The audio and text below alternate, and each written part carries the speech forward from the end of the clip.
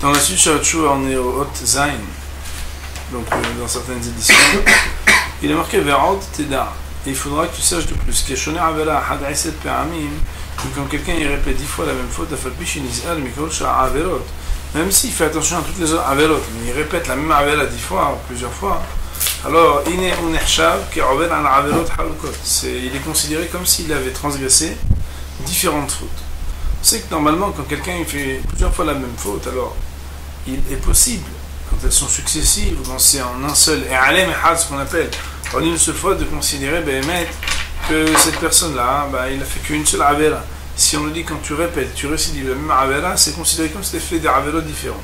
C'est ainsi que nos maîtres ils ont dit dans la Gemara de Makot,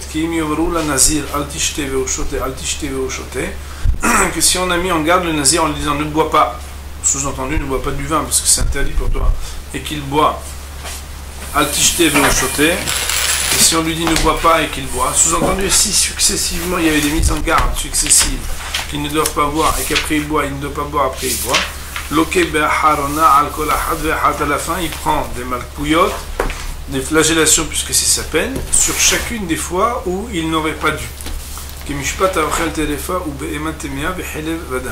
Comme celui qui d'une part aurait mangé terefa, donc un animal qui n'a pas été shrité, ou bien un animal qui de toute façon ne peut pas être égorgé puisque c'est un animal qui est interdit, et d'autre part qu'il aurait mangé de la graisse et du sang, donc c'était des interdits différents. Ça veut dire ici qu'on apprend que quand quelqu'un il fait plusieurs fois la même avera, alors sa peine est différente, c'est que c'est comme si c'était des averot différentes qu'il a enfreint. Et ça donc c'est quelque chose qui est terrible, puisque le ma'aseh, au lieu de se dire bon mais je suis toujours au même endroit, parce que je fais plusieurs fois la même avera, non, tu n'es pas au même endroit. Chaque fois que tu l'as faite, puisque tu récidives, c'est considéré comme une avera différente. Vera'o ra'inu. Aïe aïe aïe. Et voir, nous constatons que les averot, que les fautes de la génération, le Rabbeinu Yonah il parlait à 1000 ans avec des gens qui étaient un peu plus vertueux, pardonnez-moi, sont nombreuses.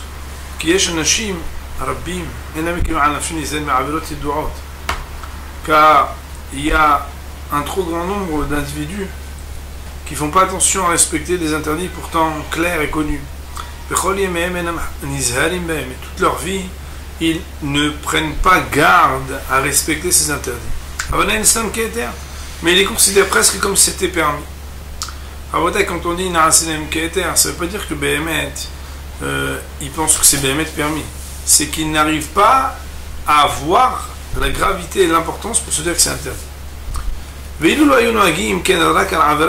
si Béhémet, il ne se comportait de la sorte qu'à propos d'une avera, ce serait déjà très grave comme maladie spirituelle.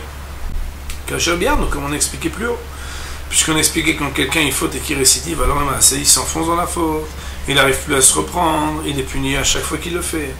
Le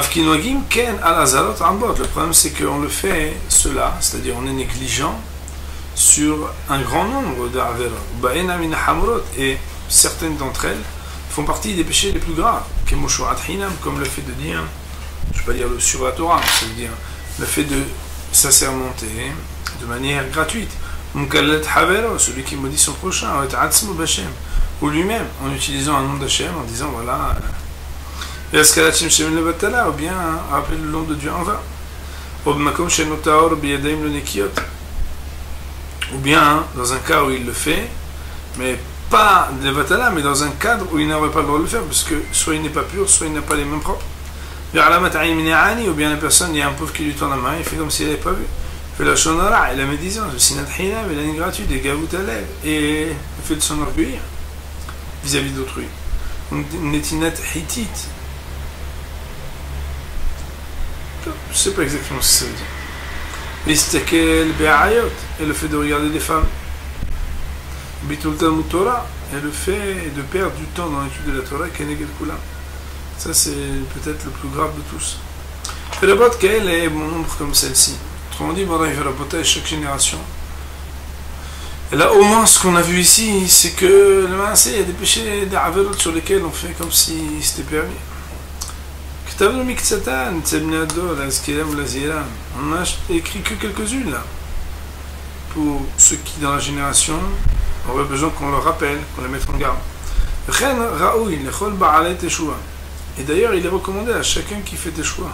Ichtov, b'megillat sefer. Donc, faire teshuva, ça ne veut pas dire avant jeans, après jeans. Avant que j'avais une boucle d'oreille, après j'ai une boucle d'oreille. Avant teshuva, après teshuva, ça veut dire toute la vie quand on avance.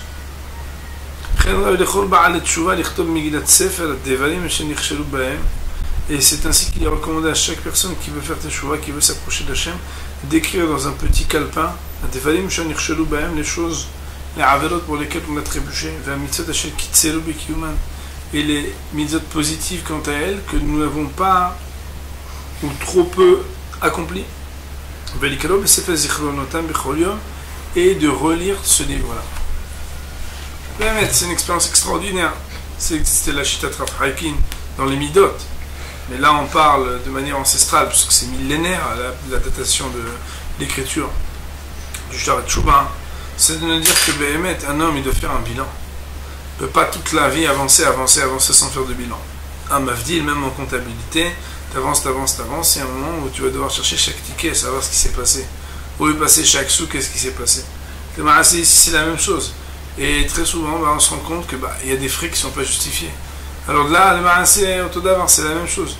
On est en train de nous apprendre qu'un homme, il a des averot sur lesquels il a un débit, et que le Ma'aseh, il y a des mitzvot qu'il ne fait pas du tout comme il faut, et que s'il ne prend pas un peu le soin de reculer, il va se rendre compte qu'il est négligent, il ne se rend même pas compte tous les jours des mêmes averot.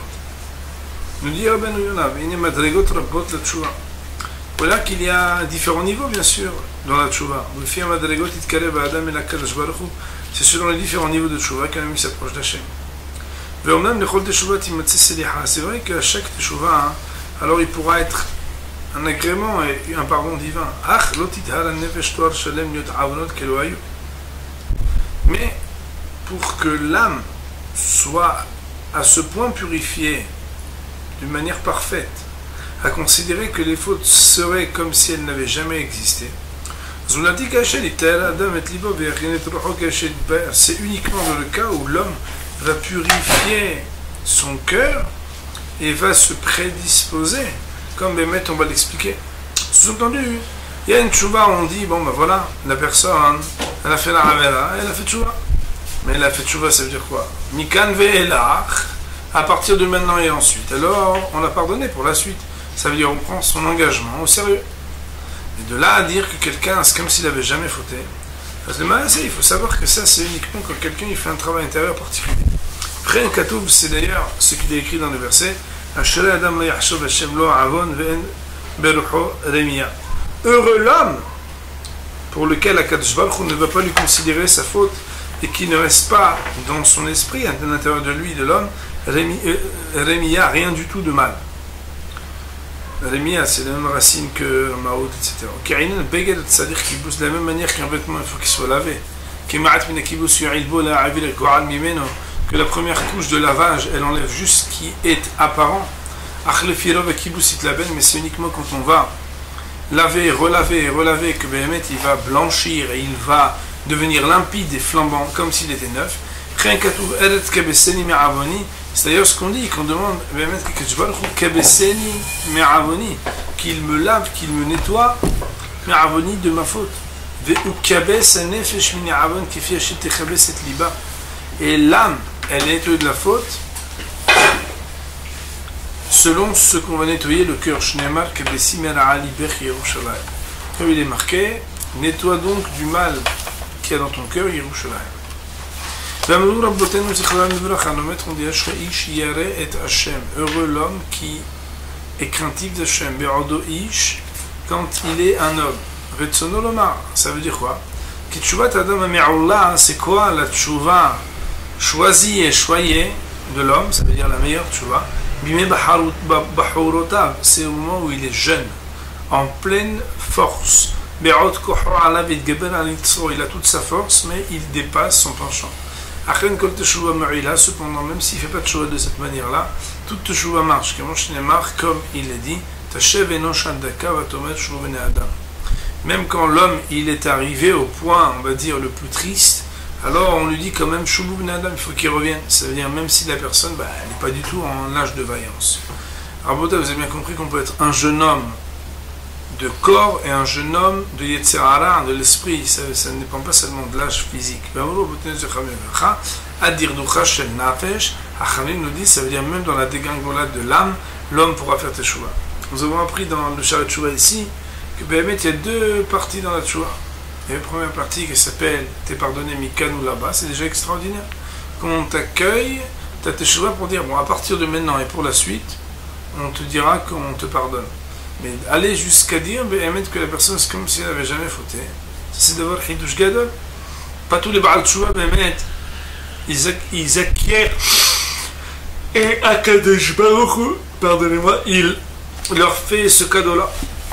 C'est uniquement quand quelqu'un il travaille, il renettoie intérieurement ce qu'il a comme faute et comme choses qui obtuent et qui obscurcissent et qui font un type doom, qui abîment son âme, que la personne elle peut être totalement